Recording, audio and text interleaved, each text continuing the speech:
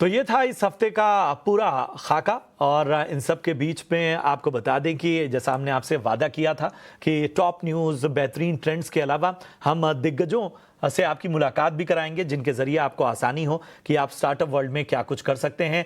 आपको जो जानकारी मिलेगी उससे आप समझ पाएंगे कि स्टार्टअप की दुनिया में भारत में किस तरह का दम नज़र आ रहा है। और पहली जो चर्चा मैं करने वाला हूँ, मैं जोड़ना चाहूँगा, हमारे साथ आज चर्चा में जुड़ रहे हैं रूटमेटिक के chief business officer Arjun Bhojraj साहब। अर्जुन, बहुत बहुत स्वागत आपका। अच्छा लग रहा है आपसे चर्चा की शुरुआत करते हुए। सबसे पहले तो बधाई आपको और आपकी टीम को, $40 मिलियन का फंड रेज हुआ है। तो हमें बताइए कि क्या इस्तेमाल है इस सी सीरीज फंड राउंड का, और जरा अपनी इन्वेस्टर जर्नी के बारे में भी बताइए। थैंक यू प्रशांत जी, इस इनविटेशन के लिए। राउटमैटिक हम 15 साल से एम्प्लॉय ट्रांसपोर्ट स्पेस में हम लोग ऑपरेट कर रहे हैं। 300 क्लाइंट में हमारा टेक्नोलॉजी ऑलरेडी चलता है। क्लोज टू 3 लाख एम्प्लॉयज़ हमारा ऐप यूज़ करते हैं, और 45,000 ड्राइवर्स हमारा ऐप यूज़ करते हैं for managing employ transportation across these corporates. तो हमारा we have raised a 40 million round. दो प्राइमरी इन्वेस्टर्स हैं। एक फुलरटन कार्बन एक्शन फंड है, ये सिंगापुर बेस्ड फंड है, और दूसरा शिफ्ट फॉर गुड, ये पेरिस बेस्ड फंड है। दोनों का main, I mean, our intention of raising the fund is to fuel our expansion into electric vehicles and to look at significantly better improvement in delivery of employee transportation to our corporate clients. ये दो main हमारे focus areas हैं।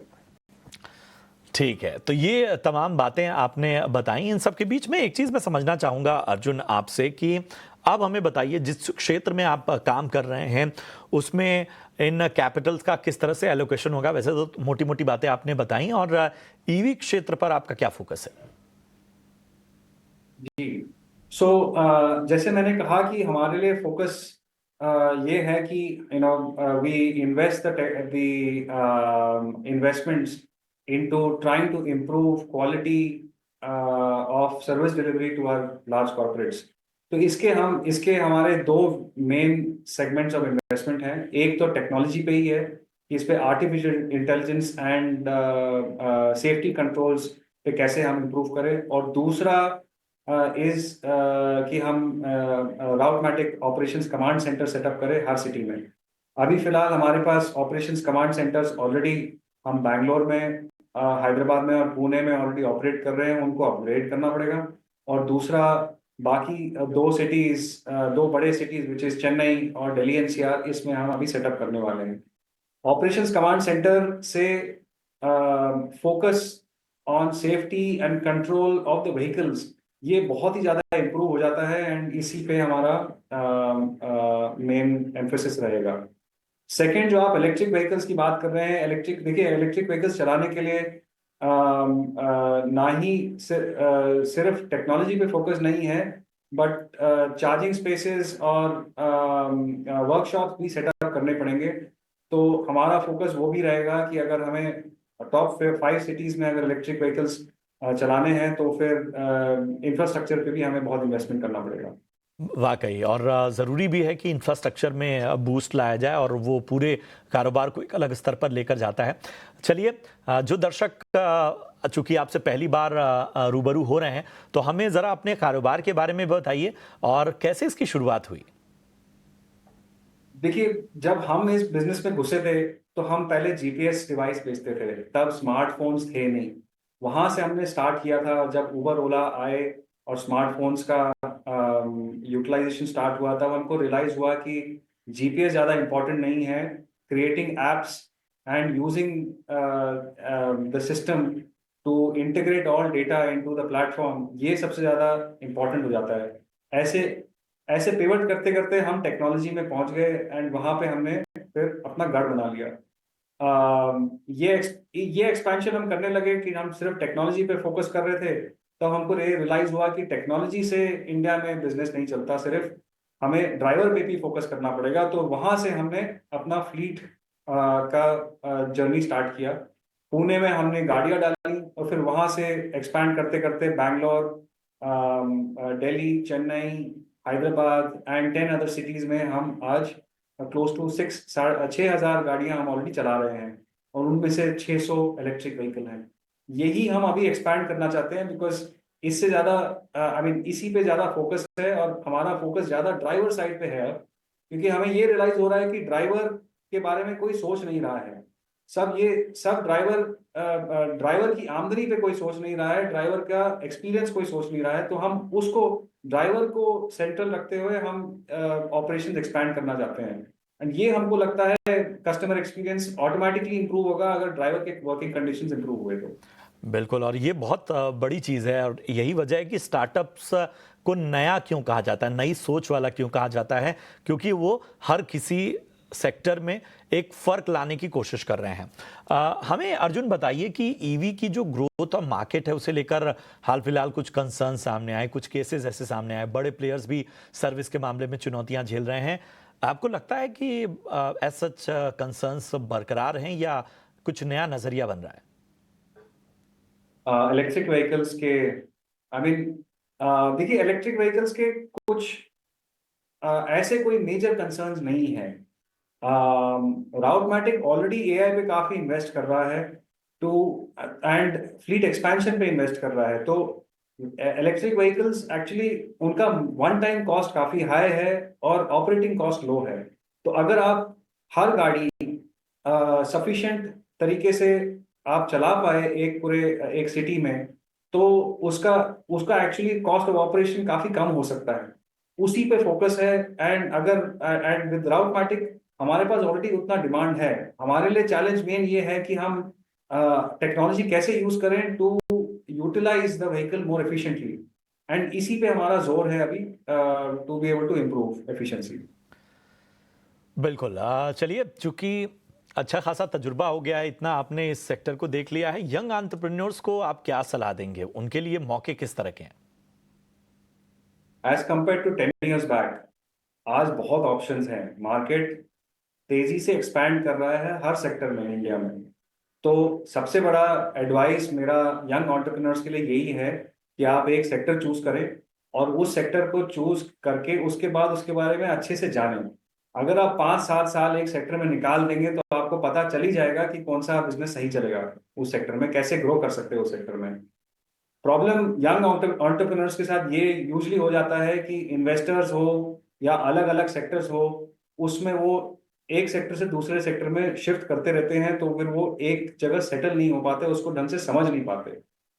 India में तो इतना growth है कि आप कोई भी सेक्टर पकड़ लो, उसको अगर आपने सही तरीके से आपने उसको समझ लिया तो आपको ग्रोथ अपॉर्चुनिटी वहीं मिल जाएगा। तो मेरा तो यही एडवाइस है कि परसिवरेंस रखें, पेशेंस रखें और एक ही सेक्टर में जुटे रहें बस।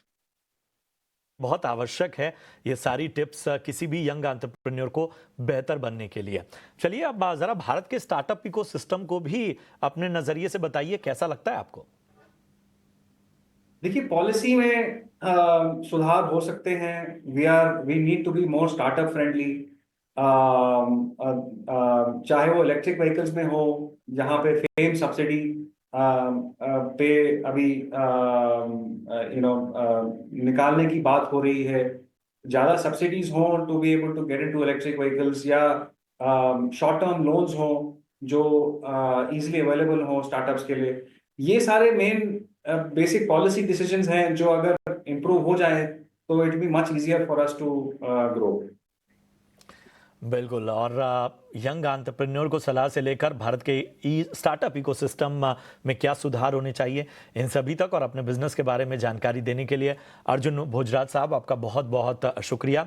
तो ये था राउटमैटिक का मैनेजमेंट, जिन्होंने अपनी हालिया फंडिंग और बाकी पहलुओं पर हमसे खास बातचीत की। यहाँ रुकेंगे एक छोटे से ब्रेक के लिए। ब्रेक के उस पार जब लौटेंगे तब आपके लिए लेकर आएंगे एक और स्टार्टअप के दिग्गज से खास मुलाकात। बने रहिए हमारे साथ।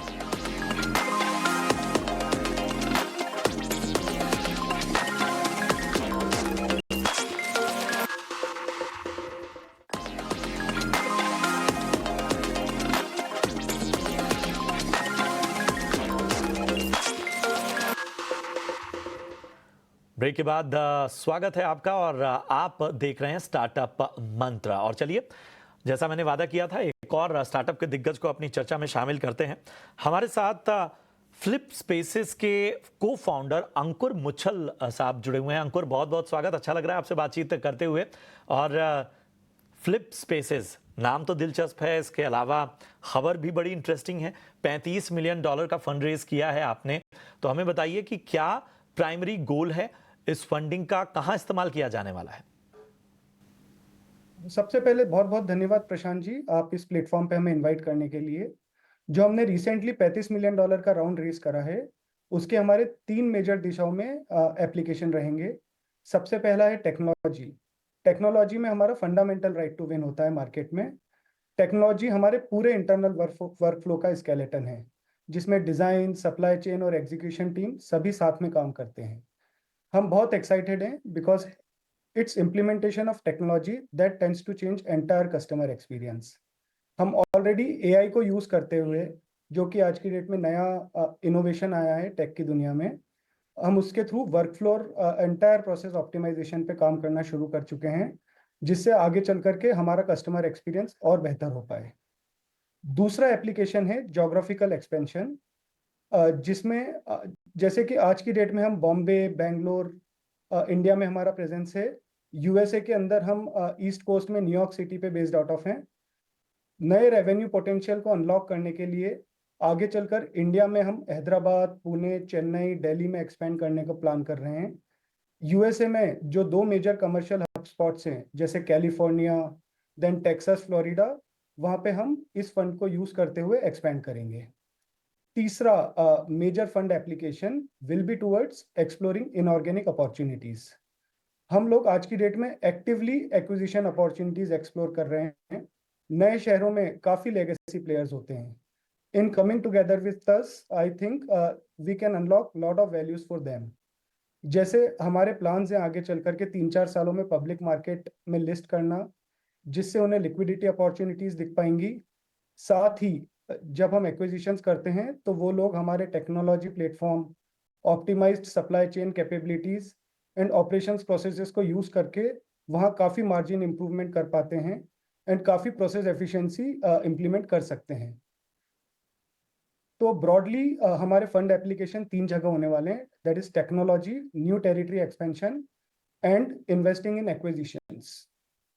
बहुत अच्छा, और बड़े विस्तार से आपने बताया कि आखिर इन फंड का इस्तेमाल कैसे होने वाला है, क्या विस्तार होने वाले हैं। हमें बताइए कि कंपनी ने पिछले 4 सालों की अगर हम बात करें तो 65% का CAGR ग्रोथ देखा है। आखिर ये मुमकिन कैसे हुआ? तो जैसा आपने कहा कि फ्लिप स्पेसेस ने लगभग 65% CAGR से पिछले 4 सालों में ग्रो किया है। और इसका एक सबसे इम्पोर्टेंट थॉट है कि हमारा सिंपल प्रिंसिपल, जो कि technology led scale with profitability, हमने फॉलो किया है। इसके पीछे 3-4 जो प्रमुख कारण रहे हैं वो मैं आपको बताता हूँ। पहला है टेक फर्स्ट अप्रोच। हमने डिजाइन, प्रोक्योरमेंट और एग्जीक्यूशन को एक ही टेक प्लेटफॉर्म पे इंटीग्रेट किया, जिसने हमें फास्ट और ट्रांसपेरेंट बनाया है। दूसरा, एज अ कंपनी हम काफी फोकस करते हैं एग्जीक्यूशन एक्सीलेंस को चेस करने में। जैसा इंटीरियर डिजाइन इंडस्ट्री काफी फ्रेगमेंटेड है, लेकिन हमने जो end to end control build किया है डिजाइन से लेकर डिलीवरी तक, जिससे हम टाइमलाइंस और बजट दोनों को बहुत अच्छे से मेंटेन करते हैं। इसी के कारण हमारा लगभग 90-95% क्लाइंट्स हमें 5 स्टार रेटिंग देते हैं। हमारा इंटरनल मिशन है आगे चल करके हम 98-100% तक कस्टमर सेटिस्फेक्शन स्कोर को लेकर के जा पाए। तीसरा हमारा एक मुख्य कारण रहा है CAGR मेंटेन करने का, ग्रोथ रेट मेंटेन करने का। जब हमने लगभग 3 से 4 साल पहले एक स्ट्रेटेजिक डिसीजन लिया यूएसए में एक्सपेंड करने का। हम आज की डेट में मार्केट में लोकल रेलेवेंस के साथ प्रॉफिटेबल ऑप्शंस, आज की डेट में हमने मार्केट में लोकल रेलेवेंस के साथ प्रॉफिटेबल ऑपरेशंस बिल्ड किया है। और आज की डेट में हमारी डिलीवरी और टेक कैपेबिलिटी ग्लोबली स्केलेबल है, जिसके कारण हम हर किसी ज्योग्राफी में जाकर के क्विकली अडेप्ट करके ग्रो कर सकते हैं। चौथा, हमने नए क्लाइंट्स ऐड करे हमारे पोर्टफोलियो में। कुछ सालों पहले तक हम केवल SME सेगमेंट को केटर करते थे, अब हम बड़े कॉर्पोरेट्स के साथ भी काम करते हैं, जिसके कारण काफ़ी रेवेन्यू प्रोफाइल एक्सपेंड हुआ है। तो इन शॉर्ट फ्लिपस्पेस ने ग्रोथ को केवल चेज नहीं किया है, हमने इसे खुद डिज़ाइन किया है with technology, client delight and consistent execution. इसी वजह से हम 65% CAGR से ग्रो कर पाए हैं। चलिए, और वाकई अच्छा लग रहा है कि इस स्तर पे आप एक्सपेंड कर रहे हैं और अपने कारोबार को इस स्तर पर लेकर जा रहे हैं। हमें बताइए कि आपकी कंपनी ने लगभग 8 million square feet commercial space को डिज़ाइन किया है। तो हमें बताइए कि मेजर क्लाइंट्स कौन कौन से रहे? हाँ, फ्लिपस्पेसेस ने अब तक लगभग 8 से 9 मिलियन स्क्वायर फीट से ज़्यादा कमर्शियल स्पेस डिज़ाइन और डिलीवर किया है। ये जर्नी तभी पॉसिबल हो पाया जब हमें इनक्रेडिबल क्लाइंट्स का साथ मिला है। हमने आज तक लगभग we have delivered like hundreds and thousands of brands को उनका ड्रीम स्पेस। SMB से लेकर के फॉर्च्यून 500 कंपनीज तक हमारे क्लाइंट्स हैं। हमारे मेजर क्लाइंट्स अगर आप देखेंगे तो आज की डेट में quantify, Tata consultancy services, first source limited, times of India group में हमने मल्टीपल जगह काम कर रखा है। कुछ एक स्टार्टअप्स हैं जैसे नो ब्रोकर, और बहुत इस तरह के स्टार्टअप्स हैं जिनके साथ हम निरंतर काम करते हैं।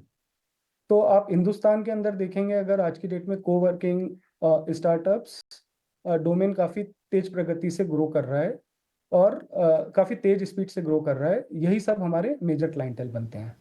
क्या बात है। और वाकई ये देखते हुए अच्छा लग रहा है कि इतने बड़े बड़े दिग्गज नाम जिनकी डिज़ाइनिंग में आप इन्वॉल्व रहे हैं और उनको इस तरह की आपकी क्लाइंट का जो पोर्टफोलियो है वो कितना बड़ा नज़र आ रहा है। चलिए, बढ़ते हैं आगे। आपकी कंपनी ने हाल ही में ESOP स्कीम जो है अपने कर्मचारियों के लिए लॉन्च की। तो बताइए, क्या मकसद है इसका और क्या फ़ायदा मिलने वाला है? जी, फ्लिपस्पेसेस ने ESOP स्कीम लॉन्च की है क्योंकि हमारा स्ट्रांगली बिलीफ है कि अगर कंपनी ग्रो करती है तो उसके जो ग्रोथ जर्नी के अंदर कोर एम्प्लॉयज हमारे साथ हिस्सा रहे हैं, उन्हें सिर्फ सैलरी नहीं, ओनरशिप भी मिलनी चाहिए। ये स्कीम एक तरह का आप बोल सकते हैं कि थैंक यू है उन सभी मेंबर्स के लिए जिन्होंने डेडिकेशन के साथ फ्लिपस्पेसेस को ग्रो करने में मदद किया है। फ्लिपस्पेसेस हर कंपनी में मुख्यतः 3-4 स्पेशल बेनिफिट्स लेकर के आता है, जिसमें एक पहला होता है, आप बोल सकते हैं, ओनरशिप का सेंस। जब आप कंपनी के शेयर होल्डर बनते हैं तो आपका कमिटमेंट और इन्वॉल्वमेंट दोनों नेचुरली बहुत ज़्यादा बढ़ जाता है। दूसरा होता है लॉन्ग टर्म रिटेंशन में ये काफ़ी मददगार साबित होता है, और क्योंकि ESOPs उन लोगों को रिवॉर्ड करता है जो कंपनी के साथ लॉन्ग टर्म तक जुड़ करके वैल्यू क्रिएट करते हैं। ये लॉयल्टी और स्टेबिलिटी दोनों को काफ़ी इंक्रीज करता है। तीसरा, जब कंपनी ग्रो कर रही होती है तो उनके लिए बहुत इंपॉर्टेंट होता है कि नए टैलेंट को कंपनी के अंदर लेकर के आ पाएँ। तो आज के टैलेंट को सिर्फ अच्छी सैलरी नहीं चाहिए, they want to grow with the company. ESOP उन्हें वो ग्रोथ का अपॉर्चुनिटी देता है। जब कंपनी ग्रो करती है तो उसका डायरेक्ट बेनिफिट एम्प्लॉयज को मिलता है। This creates a culture of shared vision and success. मैं आपसे ये कहूंगा कि ये सिर्फ पॉलिसी ही नहीं होती है, एक माइंडसेट होता है कि आए अब हम सब मिलकर के फ्लिपस्पेसेस का फ्यूचर बनाते हैं। चलिए, अच्छी बात है कि आप कर्मचारियों के हक से भी बड़ा फ़र्क लाने की कोशिश कर रहे हैं। चलिए, अब फ्यूचर ग्रोथ प्लान्स की अगर हम बात करें तो उसके बारे में बताइए। विस्तार और बाकी चीज़ों को लेकर आपने कुछ चीज़ें तो रोशनी डाली। स्पेसिफिक गोल हमारा एज एन ऑर्गेनाइजेशन ये है कि हम अगले 3 साल के अंदर लगभग 2000 करोड़ का टर्नओवर पे पहुंचना चाहते हैं, और अगले 3 से 4 साल में पब्लिक मार्केट लिस्टिंग एक्सपेक्ट कर रहे हैं। बहुत बहुत शुक्रिया करेंगे अंकुर जी। अच्छा लगा आपसे बातचीत करके और उम्मीद करते हैं कि इसी तरह से जो दमदार ग्रोथ नज़र आ रही है और आप जैसे जो स्टार्टअप्स हैं वो भारत के स्टार्टअप इकोसिस्टम को और ज़्यादा बेहतर बनाएं। हमें अपना समय देने के लिए बहुत बहुत शुक्रिया। सबसे पहले तो आपको, आपकी टीम को, आपके कारोबार के लिए हमारी ओर से ढेर सारी शुभकामनाएं। तो ये था आज का स्टार्टअप मंत्र। कोशिश हमने यही की कि आपको स्टार्टअप जगत की हर हलचल से रूबरू कराएं, इसके साथ ही दिग्गजों के स्टार्टअप मंत्र बताएं, किस तरह से भारत के जो बड़े लक्ष्य हैं विकसित भारत होने के, उन सभी में स्टार्टअप का योगदान बढ़ता जा रहा है और किस तरह से हम लगातार हर सेक्टर में नायाब काम कर रहे हैं, बेमिसाल काम कर रहे हैं। ये सभी आपके सामने हमने सक्सेस स्टोरी के रूप में रखा। उम्मीद करते हैं कि शो आपको पसंद आया हो। फिलहाल पूरी टीम को दीजिए इजाजत। आप देखते रहिए ET नाउ स्वदेश। नमस्कार।